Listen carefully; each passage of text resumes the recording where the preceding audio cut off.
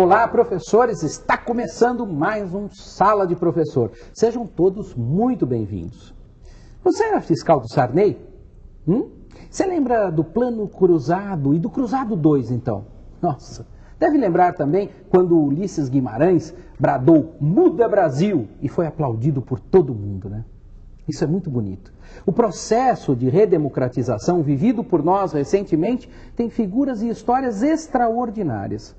Redemocratização é o último de uma série de episódios de História do Brasil por Boris Fausto.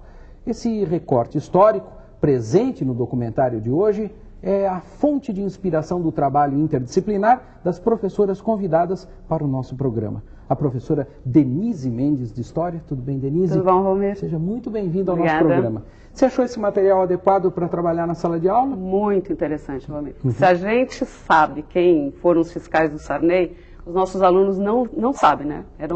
Nem tinham nascido. É verdade. Mas a liberdade de expressão que hoje eles vivem foi fruto de uma luta, de uma conquista, de um processo. Então, acho que isso é legal a gente recuperar. Sem dúvida. Esse processo também vai ser trabalhado pela professora de Geografia Marilice Brangatti. Tudo bem, Marilice? Muito bem, Valmir. Seja bem-vindo ao nosso programa. Que bom. Esse material é uma bandeja hoje, né? Para História, Geografia. Sim, é mesmo.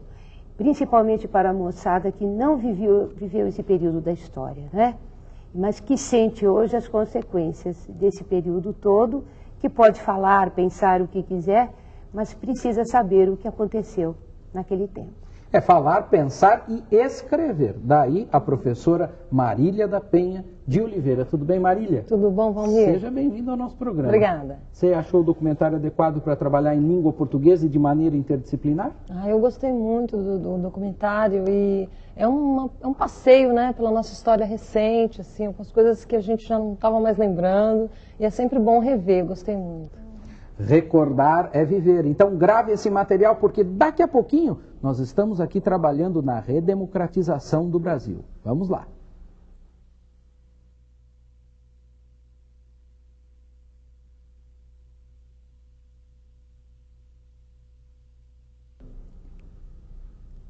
Esse material iconográfico é precioso e representa um resumo muito bom dos últimos 20 e tantos anos na política, economia e sociedade brasileiras. Mas vamos ver o que as nossas convidadas de hoje prepararam para esse trabalho interdisciplinar. Eu acho que esse trabalho vai começar com a história, não é isso, Dê? Vai começar assim, Valmir. A nossa proposta é que, primeiro, antes de tudo, passar o vídeo para eles, que é bastante interessante, bastante rico, uma pesquisa iconográfica maravilhosa. Depois, para a gente entender redemocratização, precisa ser entendido o que é democracia. Tá? É isso aí. Então, a gente vai trabalhar como? Primeiro, recolhendo deles qual é a noção de democracia que eles têm. Trabalhar com esse conhecimento prévio. O professor provavelmente vai encontrar uma definição que é a mais comum, de que democracia é votar. E, na verdade, não é isso, né? Votar é apenas um dos pontos de exercício dessa democracia. Bom, feito isso, passado o vídeo, construído esse conceito primeiro de democracia, aliás, Denise, seria até interessante também, vou dar uma sugestão, que se perguntasse para outros colegas de outras turmas, né, de outras séries, que ele fizesse um levantamento pela escola, geralmente família, quer dizer, fizesse um pouco de suspense da continuidade do trabalho, né? Que outros professores pudessem auxiliá-lo, pudesse colocar uns cartazes na escola assim, o que é democracia? O que é democracia? Bom. O que é democracia? Porque isso funciona, eu já fiz isso com estudantes, e isso funciona, fica todo mundo curioso, o que são esses cartazes aí na escola? Por que está todo mundo perguntando o que é democracia? Então essa é uma coisa interessante, viu, professores? Porque os estudantes vão trazendo um tipo de conhecimento, um manancial de conhecimentos, né, que normalmente não ficam assim dispostos. E esse material é muito rico para ser trabalhado. Não, e o que é interessante, porque democracia não é algo que existe por si só, entendeu? Sim. Ela existe enquanto prática. Não adianta existir na lei se ela não existe na prática. E a democracia é construída culturalmente. Então é interessante também ver, sempre tivemos democracia. A democracia brasileira é igual à democracia quando ela surge na Grécia, né, que é um termo que surge na Grécia Antiga. Então, ver historicamente como a prática democrática e a ideia do que é a democracia ela varia e ela faz parte de uma prática mesmo. E mostrar no vídeo, depois voltar com os alunos para criticamente repensar qual era o senso comum, né? E ampliar, né, esse conceito de democracia como práticas de participação popular, de encaminhamento de questões que fazem parte do seu dia a dia. Além de passar o vídeo, você acha que a gente deve passar também trechinhos do vídeo para discutir? Principalmente esses trechos onde mostra participação popular, como é através da sua manifestação que você vai garantir a democracia. Tá certo. Agora, essa questão da legitimidade também é muito importante, Sim, né? porque quando eles retomam a questão do voto, né, democracia é votar, tudo bem, é muito importante. É uma conquista realmente você poder eleger pessoas que vão ser seus representantes nas várias instâncias políticas que a gente tem. Só que depois que você vota, a maioria faz o quê? Esquece, não acompanha mais a prática que esse seu representante vai ter, seja na Assembleia, no Senado, na Câmara ou na Presidência. Sim. Então, esse representante só é legítimo enquanto ele representar realmente os seus desejos e aquilo que foi prometido e colocado, a sua postura. Então é interessante ver na prática, no vídeo da redemocratização, como também você é capaz de retirar esse representante quando ele deixa de ser legítimo, quando ele não mais representa a vontade da maioria. É verdade que não é um processo simples, não é um processo fácil e bastante trabalhoso e deve ser evitado, mas é um processo possível dentro da democracia. E é interessante também porque é possível fazer uma comparação com democracias ao redor do mundo, porque cada tipo de democracia tem as suas vicissitudes, suas características. Né? E aí a gente, obviamente, vai pensar, até mesmo por contraste, na democracia brasileira. Né? E eu acho que é aí que vai entrar a geografia, mas antes da geografia entrar, eu quero um depoimento de um professor. É isso aí, a gente poderia ter mais um, mais dois, mais três, mais vários professores aqui, trabalhando conosco na nossa sala de professor, mas nós escolhemos o depoimento do professor Paulo Portela Filho, professor de arte. Veja só se essa não é uma bela porta de abertura para o trabalho da redemocratização no Brasil. Vamos a ele.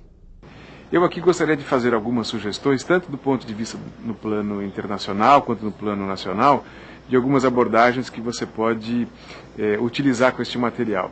Eu lembraria, por exemplo, que, como você sabe, que a grande pintura do século XX, uma grande obra do século XX, pintada por Picasso, Guernica, só foi possível retornar à Espanha depois que o país passou pelo processo de redemocratização após a ditadura do Franco, do espanhol Franco.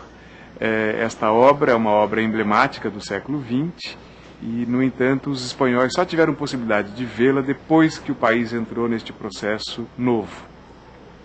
Em termos nacionais, nós teríamos imensas possibilidades também de abordar isto. Como o vídeo trata parte especificamente de um ponto, eu gostaria de sugerir que você pensasse na possibilidade de investigar com os seus alunos a questão de todo o grande movimento que existiu na campanha das diretas já, por exemplo, que absorveu uma grande quantidade da melhor massa pensante nas artes plásticas do país, por exemplo, para ajudar nesta campanha de redemocratização política entre nós. Eu acho que este fato pode, por exemplo, fazer com que você leve seus alunos a se interessar pelo trabalho de um artista paulista chamado Marcelo Nietzsche, responsável pela coordenação geral de todas essas imensas atividades que também resultaram no processo de redemocratização do país. E, quem sabe, estudar com os seus alunos o papel do movimento 25 de janeiro pelas diretas já, os artistas pelas diretas, porque você pode ter uma grande contribuição para o estudo deste período e destas questões de liberdade de expressão. Todo mundo tem as suas Guernicas, né? E essa é a porta de abertura para o nosso trabalho interdisciplinar na geografia aqui no Brasil. Não é isso, Marilice? Sem dúvida. Infelizmente, nós também temos as nossas Guernicas, né? E nesse período elas foram várias. Desde a manipulação de dados referentes à inflação, referentes à própria política, à economia, o Brasil visto como um país que crescia a olhos vistos, quando na realidade isso não era uma verdade.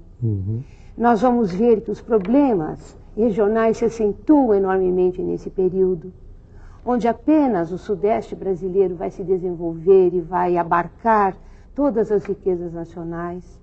Aqui estão as melhores universidades, a sede das grandes empresas, o capital multinacional veio para cá, abriu empresas e precisava de trabalho.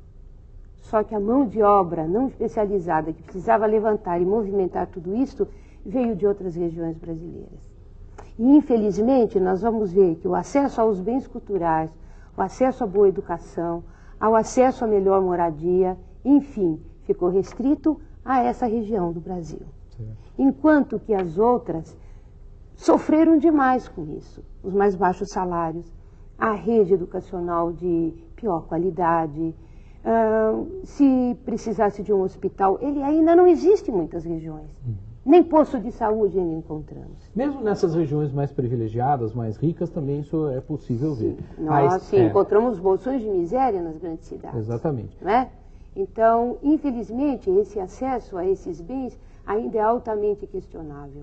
Então, nós votamos, nós elegemos os nossos representantes, mas isto será, como disse a Denise, uma representação real de democracia? Ou a real democracia ainda está para ser conseguida no nosso país? Então, como temos que fazer e lutar para conseguir que o brasileiro possa se beneficiar de uma coisa que é de seu direito, mas que infelizmente ele não tem acesso. E essa discussão feita na sala de aula possibilita os estudantes pensarem sim, propostas, muito. é claro, enxergar, ver, caracterizar, diagnosticar é fundamental, mas parar aí é pouco. Sim, sem então, dúvida. é por isso que tem uma outra etapa nessa Sim, parte do trabalho. Sem dúvida alguma, pesquisa estatística é muito interessante e favorável para tudo isso. Porque olhar o dado apenas é muito simples. Ou você vai à internet, ou você abre um livro, você pesquisa. O importante é saber ler e interpretar esses dados para que você, professor, incentive seu aluno a ser um cidadão crítico, consciente dos problemas e legitimamente preparado para enfrentá-los. E aí, então, ele vai começar a pensar algumas soluções para problemas simples. É claro, a gente exercita a partir das coisas mais próximas e vai ampliando esse nosso leque de ação. E aí, então, ele vai começar a pensar quais são soluções para problemas na comunidade. É isso, Marilise? Principalmente se agir no social, não no individual, né? No engajamento social, que hoje é o que no Brasil mais se reflete como o que se deve e se pretende aqui dentro, né? Claro. E à medida que esse processo vai acontecendo, o processo de redemocratização também trouxe uma série de mudanças de hábitos, inclusive mudanças linguísticas. Até nós estamos fazendo um levantamento de algumas palavras, né? Que nós somos de épocas anteriores a esse processo de redemocratização. Sim. Um pouquinho anteriores. Só um pouquinho. Só um pouquinho anteriores. Então nós estamos lembrando de algumas palavras interessantes, como por exemplo a palavra aparelho, né? Hoje em dia você pensa aparelho, pode ser um aparelho de televisão, pode ser um aparelho para fazer limpeza, etc. Aparelho, na nossa época, era uma outra coisa, né, Dê? Organização política, né? Não era muito bom falar em participar de um aparelho, quebrar um aparelho. Era muito perigoso. Então, essa mudança de significados também das palavras são coisas interessantes de serem pensadas nesse resgate, né? Como é que é a sua escola, aquela região onde está a sua escola hoje em dia, na época, nesse processo, ao longo desse tempo de redemocratização? É uma coisa interessante, né, Marília? Eu acho que o papel do professor de língua portuguesa é muito importante, né? Porque, como bem disse a Marilise, quer dizer, um aluno que não souber ler e interpretar, ele vai perder muito a capacidade de engajamento social dele, né? Então, o que nós esperamos do aluno? Né? Que ele saiba se comunicar nos diferentes níveis de linguagem, né? Que ele saiba se posicionar e que ele consiga interpretar essa mensagem que está sendo passada, que está sendo enviada. No vídeo, o Boris Fausto, ele coloca várias situações, vários períodos do Brasil, né? E alguns deles, como você bem disse, as palavras, a mudança de significado das palavras. E algumas que eram simplesmente proibidas, né? E eu estava falando para vocês que eu me lembrei de um professor meu da faculdade que disse que na hora de ensinar uma escola literária, o arcadismo, onde havia uma expressão latina, o carpe diem, né, quer dizer, aproveitar o dia, eles não podiam fazer isso porque achavam que tinha alguma relação com fazer a hora da música do Vandré, e aí proibiam, né, essa expressão. Então, assim, essa possibilidade, né, de você se posicionar vai depender de como você interpreta, de como você faz essa leitura. E aí, por que o papel do professor de português, como eu disse, é muito importante? Para que ele consiga mostrar ao aluno, né, as diferenças. Então, assim, a linguagem referencial, onde que ele tem que ser objetivo, onde que ele deve usar a expressão no seu sentido denotativo, no sentido real, né, buscar aquela palavra no dicionário mesmo, se for o caso, né? E nos outros níveis também, no nível metalinguístico, quando ele usar o próprio código, a palavra, a língua portuguesa, para falar desse próprio código, né?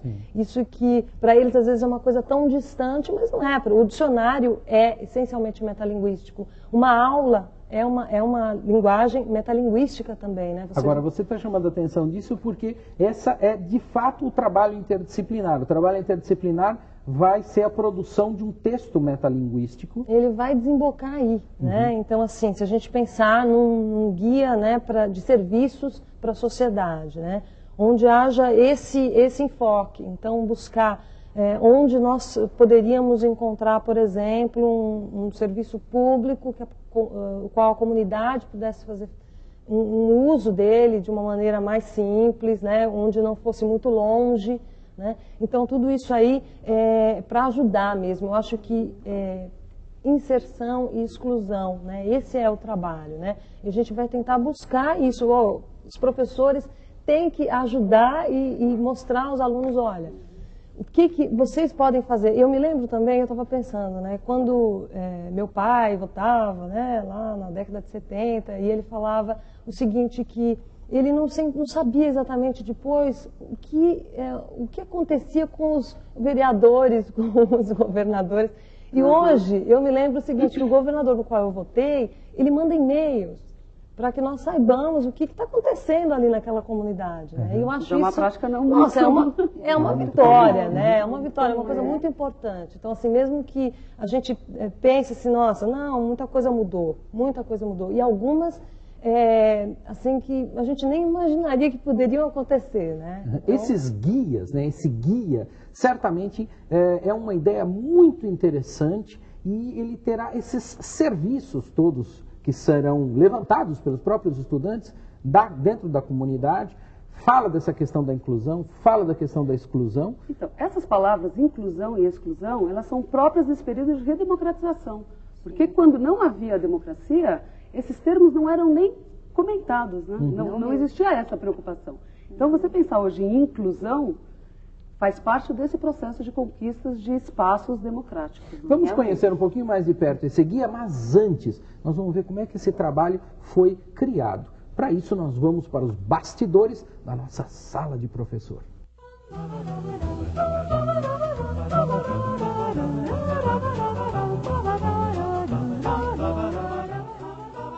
A gente estava pensando no seguinte, né?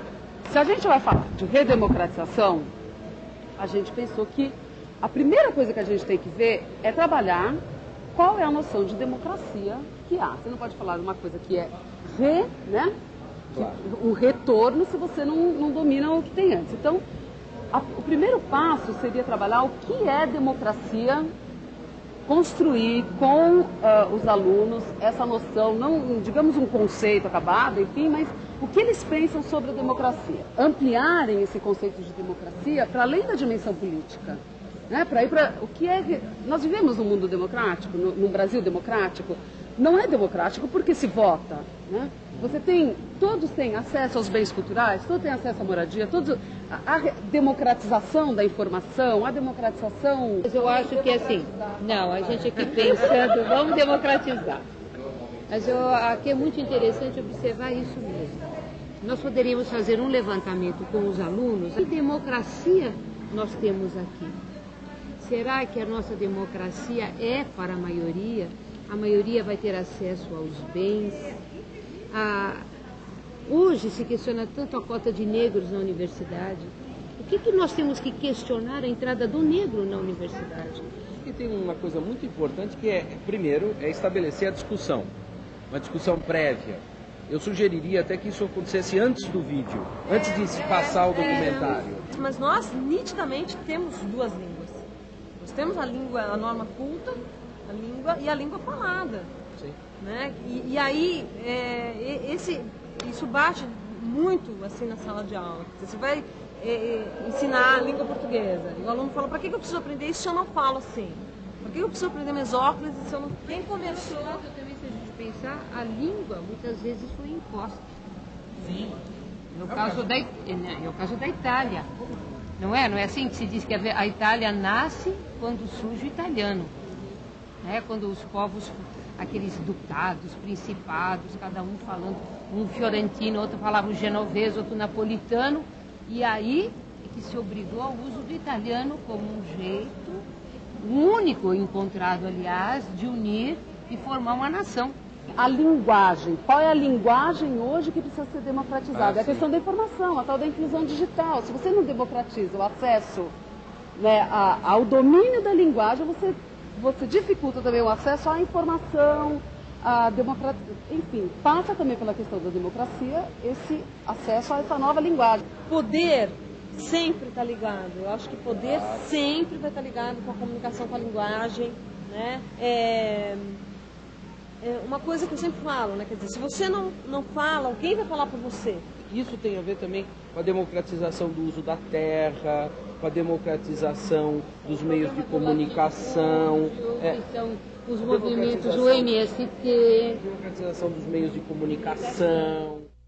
Legal, né, gente? Tava chovendo nesse dia. Eu acho que vocês estão até escutando, né? Dá para escutar aquele... Isso daí não é problema do áudio não, viu, gente? Isso é chuva mesmo. Chovinha em São Paulo. É um processo, né? É um processo de redemocratização. Aliás, essa chuva deu aquela lavada necessária para a gente, muitas vezes, limpar o trabalho. E aquele trabalho já estava muito próximo, aliás, desse daqui. Mas vamos falar um pouquinho desse guia. Esse guia é bastante interessante. São os estudantes que vão fazer esse guia? Como é que é? São os estudantes. Eles vão ter essa parte de levantamento de dados, né, na sua comunidade, vão percorrer, perguntar, questionar, levantar. Tem dados históricos. Dados históricos, porque é sempre interessante você entender os serviços sendo implantados historicamente, no seu contexto, né? Claro. Por que, de repente, surge um hospital? Por que foi implantado um posto de saúde? Por que uma escola deixou de existir ou não, né? Isso faz parte do seu processo. Exatamente. E, além dessa realidade, eles vão trabalhar também com os dados do IBGE, né, dados estatísticos sobre a população. Então, aprender a ler, né? É fundamental. Esse material e aí transformar numa linguagem de guia, que é bastante dinâmica, né, Marília? A linguagem de guia aí, seria interessante a gente colocar o seguinte, que ele tem que fazer uma coisa bem objetiva. Tá? Vamos mostrar alguns guias, inclusive, enquanto você vai falando, Marília. Porque senão, quando ele começar com muito blá, blá, blá, ninguém vai ficar muito interessado. Então, onde achar um cinema gratuito? Onde achar um teatro com preço popular, né? Qual é o endereço em que ele pode achar as questões, os e-mails, assessorias dos políticos? Ele vai ter que selecionar as informações que ele acha interessante disponibilizar, né, sociabilizar com a sua comunidade. Outra coisa também bem interessante é mapear as necessidades da comunidade. Vocês não acham que são muitas informações? Dá para colocar tudo isso no mesmo guia? Dá para colocar. Esse mapeamento, inclusive, dessas necessidades da comunidade que ele não conseguiu encontrar, ou porque não há, ou porque é em número insuficiente, isso desperta o sentimento de coletivo, né, da busca coletiva para suprir essas necessidades. Ou aí ele vai procurar a instância superior, ou ele pode procurar o político daquela região. É legal ele também fazer essa informação do que é um vereador, o que é um deputado, uma Assembleia Legislativa, um Senado, uma Câmara. E como se encaminha, né? Quando você tem uma necessidade, a quem você se reporta, né? Como você reporta, né? E eu chamo a atenção também que como há instâncias democráticas fora do espaço da escola, dentro da escola também há instâncias democráticas. Quando ele tem uma necessidade dentro da sua escola, ali da sua comunidade, com quem ele vai falar? Como ele vai encaminhar? Se existe um Grêmio... desculpa. Se existe um Grêmio... É isso que eu ia falar. Existem várias instâncias democráticas dentro da escola. Né? Inclusive da gestão, né, da própria escola. Né? Hoje em dia a gente sabe que o projeto político-pedagógico de uma escola passa pela comunidade como um todo. Então é claro que os estudantes também têm as suas representações. E é uma coisa muito bonita, inclusive, da gente perceber como os estudantes podem participar desse processo de gerenciamento da sua escola, né, de gestão da sua escola, de gestão da coisa pública, porque afinal de contas nós estamos falando de escolas que são pertencentes a todos nós, né? Todos nós somos donos. E ela cria sentido para a vida, né? Claro. Das pessoas e da comunidade. Só aí você consegue inserir as pessoas nesse processo democrático. Não é por força de lei, não é por uma publicação, não é por nada disso. Você constrói, né? Essa é uma coisa construída. E a escola é o lugar privilegiado para a gente construir esse cidadão, né? Para ele exercitar. Não é só discussão. Tem uma etapa de discussão anterior, mas depois esse guia ajudará muito para que as pessoas, inclusive, possam tomar conhecimento do seu espaço de participação. E, além de tudo, é só através da educação também que o cidadão pode perceber até que ponto ele está incluso nessa sociedade ou ele está excluído dessa sociedade. Até que ponto a democracia real favoreceu essa inclusão ou exclusão. Esse guia, aliás, professores, deve ficar dentro da biblioteca da escola ou num lugar que todas as pessoas da comunidade possam ver, que os estudantes também possam ver, claro, mas que as pessoas da comunidade possam encontrar essas informações aí. Se tiver a possibilidade, pode ser online. Por que não? Exatamente. Se tiver, seria bem interessante. Um guia.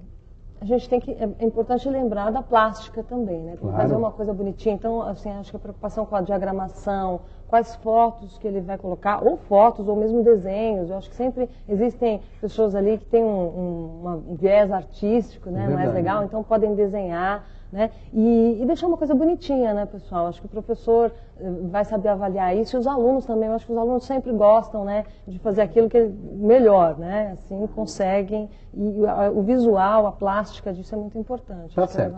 Vamos às etapas do nosso trabalho interdisciplinar de hoje, que está muito bom. Eu gostei bastante. Primeira etapa. Passar o vídeo na íntegra, né? Depois, trabalhar com os conhecimentos prévios dos alunos para que possa ser feita uma elaboração coletiva de uma primeira ideia de democracia, né, Denise? Aí ver historicamente, projetivamente isso. Evolução. Terceira etapa, levantamento histórico desse sistema dentro do Brasil. Tá certo. Depois, a ampliação do conceito de democracia, de política para social, cultural, etc. 5. Construir conceitos históricos, geográficos e literários necessários à compreensão do tema redemocratização no Brasil. Perfeito. Pesquisa sobre o acesso aos bens culturais e aos serviços na comunidade em que a escola está inserida. Certo. Mapeamento dos recursos e serviços oferecidos à população local. E, finalmente, a elaboração e apresentação desses produtos finais em grupo ou online, se for o caso. Na forma de um guia. Na forma de um guia. Quero agradecer muito a presença de vocês hoje aqui no nosso Sala de Professor. Adorei o trabalho, vale a pena fazer e vale a pena guardar dentro da escola.